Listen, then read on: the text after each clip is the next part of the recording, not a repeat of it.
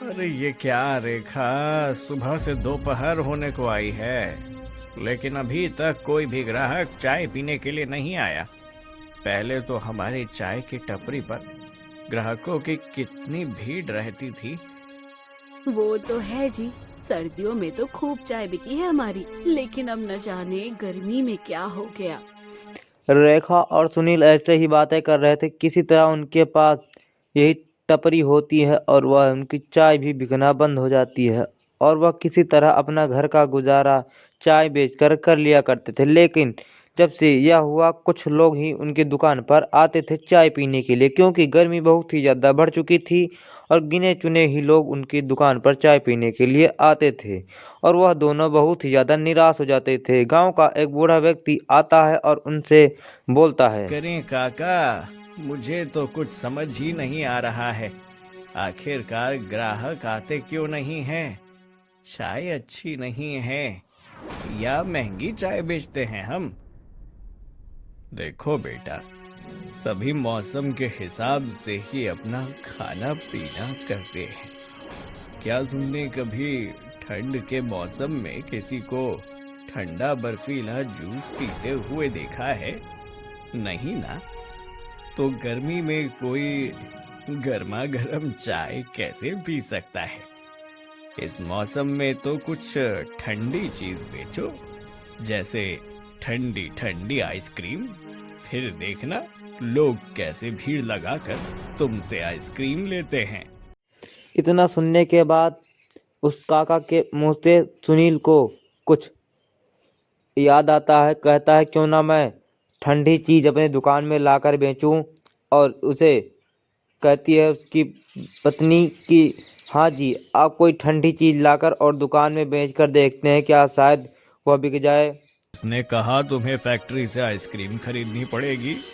अरे तुम लोग घर में भी तो आइसक्रीम बना सकते हो, दूध में। वो किशमिश पिस्ते से भी तो आइसक्रीम बन सकती है ना? काका की बात सुनकर रेखा और सुनील बहुत ही ज़्यादा खुश हो जाते हैं, क्योंकि उन्हें एक बहुत ही अच्छा बिजनेस मिल जाता है। रेखा किताब लेकर और आइसक्रीम बनाने वाला को सामान लेकर आती है और सुनील ठेले वाले से बात करके ठेला ले लेता है और सुनील और रेखा दोनों मिलकर आइसक्रीम बनाने लगते हैं। फिर आइसक्रीम देखते देखते बर्फ़ लेकर आते हैं और बर्फ़ में आइसक्रीम रखकर और मार्केट में चले जाते हैं बेचने के लिए। और वह दोनों हाथों में लेकर कहते हैं, आइसक्रीम ले लो आइसक्रीम। तभी एक बेटा और बाप आता है। बाप अपने बेटे को आइसक्रीम दिलाता है और रेखा से वो बेटे बोलते हैं, आपके 30 रुपए हुए और आपके 20 रुपए। गर्मी का मौसम था, कड़कती धूप में भला कोई कैसे आइसक्रीम का स्वाद न ले। और देखते ही देखते वहां पर काफी सारे व्यक्ति आ जाते हैं और आइसक्रीम लेने लगते हैं और रेखा और सुनील बहुत ही ज्यादा खुश हो जाते हैं। रेखा कि बोल कुछ ही घंटे में हमारी सारी आइसक्रीम खत्म हो जाएगी। देखिए, एक भी आइसक्रीम नहीं बची है।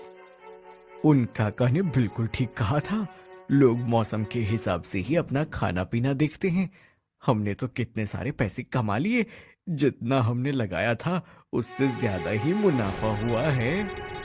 मैं तो कह रही हूँ कि अब हम और भी तरह तरह की आइसक्रीम बनाते हैं और बेचते हैं। जिस किताब से देखकर मैंने ये आइसक्रीम बनाई थी, उसमें और भी कई तरह की आइसक्रीम बनाने का तरीका है। कुछ ही दिनों में रेखा किताब से आइसक्रीम बनाने की विधि देखती है और सुनील को बताती है। सुनील बेचने लगता है, फिर जिसके चलते उन दोनों पति पत्नी की अच्छी कमाई होने लगती है। रेखा और सुनील बहुत ही ज़्यादा खुश हो जाते हैं और वहाँ पर काफ़ी सारे व्यक्ति आ जाते हैं और भीड़ लग जाता है। तभी एक सामने ठेले वाला कि वहाँ पर कम लोग जाते हैं और आइसक्रीम उसका अच्छा भी नहीं होता, इसीलिए वह बहुत ही ज़्यादा गुस्से में आ जाता है, क्योंकि रेखा और सुनील की वजह से उसका आइसक्रीम बहुत ही कम बिक रहा था। उसका आइसक्रीम अच्छा न होने के कारण सभी ग्राहक सुनील की दुकान और रेखा की तरफ चले जाते हैं आइसक्रीम खाने के लिए। और वह व्यक्ति बहुत ही ज़्यादा गुस्से में होकर एक व्यक्ति से आइसक्रीम पूछता लेने है, के लिए आते ही नहीं है? क्या दोनों बच्चों ने आइसक्रीम खानी छोड़ दी है? ऐसा नहीं है दिनेश जी। वो क्या है ना, जब से सुनील और रेखा अपना आइसक्रीम का ठेला लेकर आए हैं, तब से दोनों बच्चे इनसे ही आइसक्रीम खरीद कर खाते हैं। आपके यहाँ से पहले जहाँ मुझे 100 रुपए की आइसक्रीम खरीदनी पड़ती थी, वहीं अब मेरे बच्चे 20-30 रुपए में ही खुश हो जाते हैं। जहाँ फायदा होगा ग्राहक तो वहीं जाएगा। उन लोगों की बात सुनकर दिनेश बहुत ही ज़्यादा गुस्से में हो जाता है, क्योंकि रेखा और सुनील की वजह से दिनेश की दुकान बहुत ही कम चलने लगती है। फिर वह तरकीब सोचता है। आइसक्रीम बेचता हूँ और ये दोनों पति पत्नी अपना ये गरीब सा ठेला लेकर आते हैं, और जरा इन ग्राहकों को तो देखो कैसे उनके ठेले के बाहर लाइन लगाकर खड़े हो गए हैं। अगर ऐसा ही रहा तो मैं कुछ दिनों में सड़क पर आ जाऊंगा। आइसक्रीम को बेचकर ही तो मेरा गुजारा चलता है। आखिरकार ऐसा क्या है इनकी आइसक्रीम में जो लोग इनके इतने दीवाने हो चुके हैं। दिनेश अब सुनील की आइसक्रीम खाता है और बोलता है कितना स्वादिष्ट सच में इनका आइसक्रीम है। तभी इनकी दुकान पर लोग आते हैं और सुनील और रेखा को पैसे हाथ में लेकर देखते हुए बहुत ही ज़्यादा गुस्से में आ जाता है दिनेश। जहाँ से रेखा और सुनील अपना आइसक्रीम बनाने का सामान लेते हैं, वहीं पर दिनेश कहकर अपना उस आइसक्रीम के सामान में मिलावट करवा देता है, जिसके कारण रेखा और सुनील के ग्राहक जैसे ही आइसक्रीम खाते हैं उनके पेट में अचानक कुछ होने लगता है और वह लोग रेखा और सुनील के ऊपर भड़क जाते खाने हैं। में भी कितनी अजीब स्वाद दे रही है। मेरे तो हल्का हल्का पेट में दर्द भी शुरू हो गया। माँ, पेट में बहुत दर्द हो रहा है, कुछ करो ना माँ, बहुत दर्द हो रहा है। क्या मिलावट की है तुम लोगों ने? आइसक्रीम में कहीं सस्ते के चक्कर में तुम लोग हम ग्राहकों को चूना तो नहीं लगा रहे हो? अरे आप ये कैसी बात कर रहे हैं? ये आइसक्रीम तो हमारे रोजी रोटी है। अगर हम इसमें कोई मिलावट करेंगे तो हमारा गुजारा कैसे चलेगा? हमने सच में आइसक्रीम में कुछ नहीं मिलाया है। जिस तरह रोज हम आइसक्रीम बनाते हैं, ठीक उसी तरह आज हमने आइसक्रीम आप लोगों को बना कर दी है। मुझे पूरा यकीन है ये लोग झूठ कह रहे हैं। अरे आप लोग ही सोचो, इतने महंगाई के जमाने में भला इतनी सस्ती आइसक्रीम कौन बेचता है? अरे ये तो इन दोनों पति पत्नियों की चाल थी।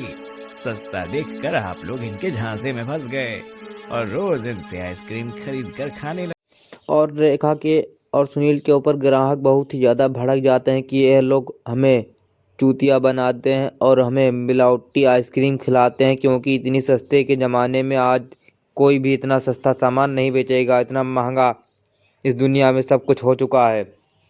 सुनील उन्हें लाख समझाने की कोशिश करता है, लेकिन वह कहाँ मानने वाले। अगले दिन से उनकी दुकान पर कोई नहीं आता और वहाँ पर उनकी सारी आइसक्रीमें फेंक दी जाती है। रेखा और सुनील बहुत ही ज़्यादा दुखी हो जाते हैं और उनके सारा ठेला वेला सब कुछ तोड़ ताड़ के वहाँ से आदमी चले जाते हैं। तभी दिनेश उन दोनों को जाते हुए देखकर बहुत ही ज़्यादा खुश हो जाता है, क्योंकि दिनेश की दुकान पर सभी लोग जाने लगते हैं। फिर रेखा और सुनील आपस में बातें करते हैं। तो और कोई काम आता भी नहीं है। पहले की तरह चाय बेचेंगे तो बराबर कमाई नहीं होगी। ऊपर वाला हम गरीबों के साथ ही अत्याचार क्यों करता है? 2 पल की खुशी देकर जिंदगी भर का गम दे देता है। अब क्या करेंगे हम? मुझे तो कुछ समझ नहीं आ रहा। सुनील आसपास की सारी जगहों पर काम के लिए तलाशने लगता है और सबके सामने हाथ जोड़ने लगता है कि प्लीज़ मुझे काम पर रख लीजिए, मैं आपका सारा काम कर दूंगा, बदले में मुझे कुछ पैसे ही चाहिए। फिर भी उसे निराशा मिलती है। तभी वह एक आइसक्रीम वाले के पास जाता है। वह भी सुनील को देखकर फिर अरे बोल भाई साहब, कहाँ जा रहे हैं? आइए आइए और ठंडी ठंडी आइसक्रीम खाइए। इतनी भरी गर्मी में ठंडी ठंडी आइसक्रीम खाकर अपने गले को राहत पहुंचाइए। भाई साहब रहने दीजिए, मेरे पास पैसे नहीं है और मैं वैसे भी बहुत परेशान हूँ। अरे तो किसने कहा कि आपको पैसे देने हैं? अरे फ्री में खाइए, आपके बहाने मैं भी अपनी आइसक्रीम खा लूंगा। इसी बहाने आप अपना दुखड़ा भी मुझे सुना दीजिएगा। गोपाल जबरदस्ती सुनील को आइसक्रीम देता है और आइसक्रीम खाते खाते सुनील गोपाल को अपनी सारी सच्चाई बताता है। फिर सुनील अरे ये तो आपके साथ बहुत बुरा हुआ। कोई बात नहीं, आप फिक्र मत कीजिए, भगवान जरूर आपको इंसाफ दिलाएगा। अगर ऐसा ही करना होता तो भगवान कब का कर देता। चलिए छोड़िए, आइसक्रीम के लिए धन्यवाद। अब मैं चलता हूँ। कहाँ जा रहे हैं आप? आपसे तो मुझे बहुत जरूरी काम है। यहीं पास में मुझे एक काम से जाना था। यहाँ आने में सिर्फ 15-20 मिनट लगेंगे क्या? आप जब तक मेरा आइसक्रीम के ठेले का ख्याल रखेंगे। गोपाल के कहने पर सुनील उसे मना नहीं कर पाता और सुनील हाँ बोल देता है और गोपाल वहां से चला जाता है सुनील के भरोसे अपना ठेला छोड़कर। और सुनील आइसक्रीम ले लो कहकर चिल्लाने लगता है और आइसक्रीम बेचने लगता है। देखते ही देखते शाम होने लगती है और वह व्यक्ति अभी तक नहीं लौटता। सुनील थोड़ा परेशान होने लगता है कि गोपाल अभी तक नहीं लौटा, कहाँ पर चला गया, इतना ज़रूरी काम था, उसने अपना ठेला मेरे बल पर छोड़ के चला गया, मुझ पर विश्वास करके चला गया। और वह अपने मन में ही सोचने लगा। एक काम करता हूँ, अब इस ठेले को अपने घर लेकर चलता हूँ। आखिरकार कब तक खड़ा रहूंगा? पास में ही तो घर है। अगर वो वापस आएगा तो ढूंढते ढूंढते थोड़ा आगे आ जाएगा और फिर मैं उसे उसका ठेला दे दूंगा। सुनील उस ठेले को अपने घर ले आता है, जिसे देखकर रेखा बहुत ही ज्यादा खुश हो जाती है कि आप ये किसका ठेला ले आए हैं जी। वो तो ठीक है, लेकिन बड़ी गर्मी लग रही है। क्या मैं इस ठेले के अंदर से एक आइसक्रीम ले सकती हूँ? सस्ती वाली ही लूंगी। जब वो आएगा तो मैं उसे पैसे दे दूंगी। कोई बात नहीं, तुम ले लो, मेरे पास पैसे हैं, मैं दे दूंगा उसे। रेखा को सुनील जैसे ही इतना बोलता है, रेखा तुरंत अंदर देखती है तो उसमें 2 ही आइसक्रीम होते हैं। रेखा एक आइसक्रीम निकालकर खा लेती है और उसे बहुत ही ज़्यादा उसका स्वाद पसंद आता है। रेखा बोलती है कितना स्वादिष्ट आइसक्रीम है जी इसका, मैं एक और खाऊंगी। और वह एक और आइसक्रीम भी खा लेती है और उसके अंदर देखते ही देखते कई सारे आइसक्रीम आ जाते हैं। इसमें देखा तो सिर्फ एक ही आइसक्रीम थी, लेकिन अब इसमें इतनी सारी आइसक्रीम है। कहीं ये मेरी आंखों का धोखा तो नहीं? रेखा जितनी बार उस डब्बे को खोलती उतनी बार आइसक्रीम डबल हो रही थी। रेखा 3 बार डब्बे को खोला, तीनों बार आइसक्रीम डबल हो जाती और रेखा। हेलो एवरीवन, आज की इस वीडियो से क्या सीख मिलती है मैं आपको बताने वाला हूँ। क्योंकि जिस तरह रेखा और सुनील ने मिलकर बिना हार माने मेहनत की और उन्होंने इतना मेहनत किया है क्योंकि वो बहुत ही ज़्यादा गरीब होते हैं, उनके पास खाने तक के भी पैसे नहीं होते थे। किसी तरह उनका टपरी चल रहा था, वो भी ठंड के मौसम में। और जैसे ही गर्मी का मौसम आया उनका दुकान धीरे धीरे चलना बंद हो गया, जिनके कारण उनका घर चलना खर्चा बहुत ही कम चल पा रहा था। इसीलिए वह दोनों परेशान हो जाते हैं कि किस तरह अब हमारे घर का खर्चा चलेगा। तभी रेखा और सुनील आपस में बातें कर रहे थे, आपने वीडियो में देखा ही होगा। तभी वहाँ पर एक बूढ़ा व्यक्ति आता है जो कि उन्हें बताता है कि मौसम के अनुसार तुम्हें अपना बिजनेस करना चाहिए, क्योंकि लोग मौसम के अनुसार ही अपना खान पीन पर ध्यान रखते हैं। उसी तरह उन्होंने बताया था। तो ठंड के मौसम में चाय बेच रहा था तो वो तो चल गया, लेकिन ठंड के मौसम में अगर आप ठंडा बेचेंगे तो आपका नहीं बिकेगा। उसी प्रकार उस काका ने इन दोनों को समझाया था।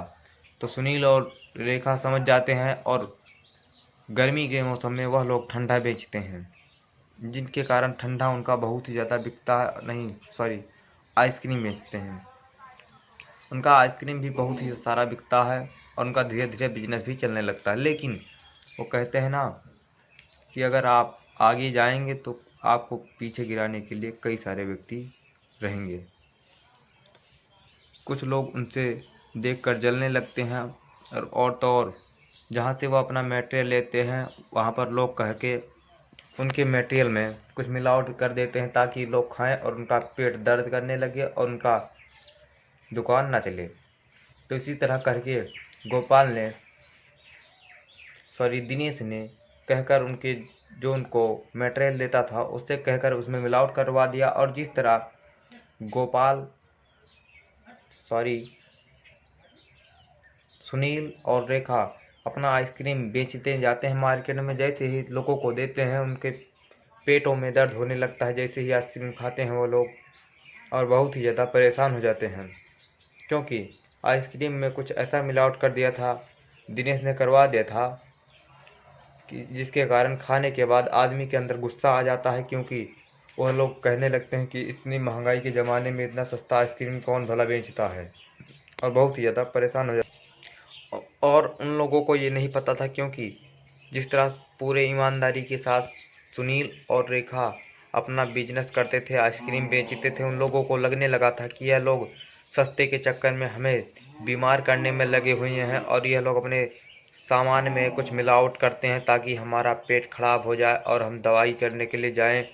इसी प्रकार से उन्होंने अपने मन में मनगढ़ंत कहानी चला रखी थी। तभी वह लोग गुस्से में आकर सुनील और रेखा का ठेला तोड़ देते हैं और उनके पास कुछ भी नहीं होता। अगर वह पुरानी अपनी टपरी चलाते तो उनके पास उतना पैसा भी नहीं होता और उनका चलता भी नहीं उतना। इसीलिए वह लोग निराश होकर घर आ जाते हैं। घर आ करने के बाद सुनील इधर उधर काम की तलाश में बाहर जाता है। तभी उसे एक रामू मिल जाता है जो कि भगवान के भेष में होता है और उसे अपना ठेला वह दे देता है। और रामू देर होने के कारण नहीं लौटता और सुनील उसका ठेला लेकर अपने घर चला आता है और वह एक जादुई ठेला होता है जिस ठेले में आइसक्रीम या कोई भी चीज़ होता तो वह ख़त्म नहीं हो सकता। तो इस कहानी का मतलब ये है कि अगर हम अपने सच्चे मन से और ईमानदारी से काम करेंगे तो भगवान उसका फल ज़रूर देंगे। जिस तरह रेखा और सुनील ने ईमानदारी से काम किया और उसका फल ज़रूर मिला, तो उसी तरह हमें भी अपना काम ईमानदारी से करेंगे तो हमें उसका फल ज़रूर मिलेगा। मिलेंगे अगले वीडियो में, तब तक के लिए जय हिंद, जय भारत, जय श्री राम।